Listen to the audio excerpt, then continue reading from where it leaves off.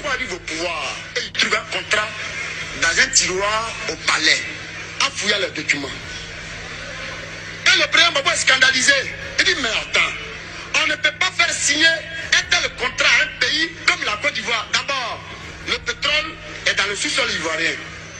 Donc, si une part ou une partie devait revenir à la Côte d'Ivoire, c'est plutôt les 88% qui devaient nous revenir. Alors moi, Laurent Gbagbo, je suis scandalisé. Le chef de l'État a appelé les Français et il leur a dit, asseyons-nous et discutons.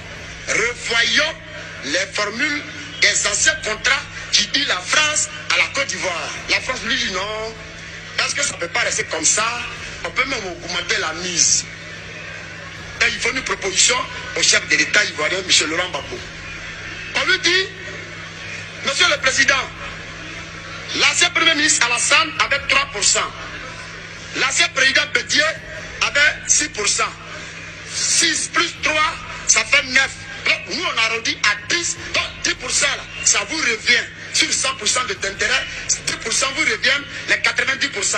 Nous, la France, on a toujours 88%. Il reste combien? Les 2%, c'est pour l'État. C'est là toutes les divergences ont commencé. C'est que Laurent Gbagbo n'a pas accepté. Gbagbo dit non, je ne suis pas venu ici pour m'enrichir sur le dos des Ivoiriens. Je suis venu pour savoir dans quelles conditions ces contrats ont été signés entre l'ancien gouvernement du Feu Boni à Paris de Ouattara et l'ancien gouvernement de Bédier quand il était au pouvoir. Je suis venu pour savoir. Alors comme c'est un contrat de pub qui n'arrange qu'une seule partie dans ceux qui ont signé, alors il faut qu'on revoie les formules du contrat. Je ne veux pas de 10%, je ne veux rien du tout. Si l'État gagne, c'est moi qui gagne. Voilà le premier point de discorde entre la France et la Côte d'Ivoire. C'est ça qui envoie la guerre aujourd'hui. Deuxième aspect. À moins de 2 semaines des élections en 2010, le 31 octobre, la France dépêche le secrétaire général de l'Élysée qu'on appelle M. Claude Guéant. Il vient, au lieu de parler des élections et des conditions d'apaisement d'élections, Claude Guéant vient directement et il veut taper le poing sur la table et il veut même imposer au chef de l'État ivoirien, M. Gbagbo, un certain dictat. Et il lui propose ceci. Monsieur le Président, M. Nicolas Sarkozy m'envoie de vous faire des propositions sous forme d'imposition. Nous allons parler de pétrole. Le président Gbagbo s'étonne et dit, mais nous préparons les élections, nous sommes en campagne. Dans quelques jours, la vérité va sortir dans les urnes. Moi, j'ai pensé que le gouvernement français vous a envoyé pour que vous et nous, on puisse parler dans les conditions dans lesquelles les élections vont se dérouler. Vous laissez ce sujet important, vous me parlez des contrats. Est-ce que ça ne peut pas attendre après les élections? Proposait le président ivoirien. Claude Guéant prend la parole et dit, Monsieur le Président, les élections, nous vous promettons la victoire. Chez nous en France, vous l'avez déjà gagné. La seule condition de cette victoire, on parle de pétrole.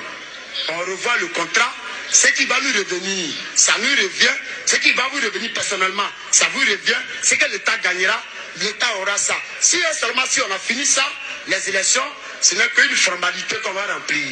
Donc, Monsieur le Président, nous vous proposons 10%. Gbagbo dit non, je n'avais pas voulu, je ne le veux pas et je ne vais pas le vouloir. Allons d'abord aux élections, après on va voir. La France prend la parole et dit, Monsieur le Président, si la première proposition, ça ne vous sied pas, nous souhaiterions sur les gisements de pétrole, et ils ont même recensé ça, hein, depuis à Boisson jusqu'à Tabou, sur le littoral, il y a plusieurs gisements de pétrole. Et c'est des gisements les plus importants en Côte d'Ivoire, dont le gisement Bédier à Jacquesville, le plus important. La France dit que c'est ça, elle veut. Maintenant, au niveau d'Aboisson, il y a 3 grands gisements. Sur les 3, la France propose qu'elle veut 2. Il faut que le seul gisement là nous revienne. Voilà le deuxième point de discorde. Quel est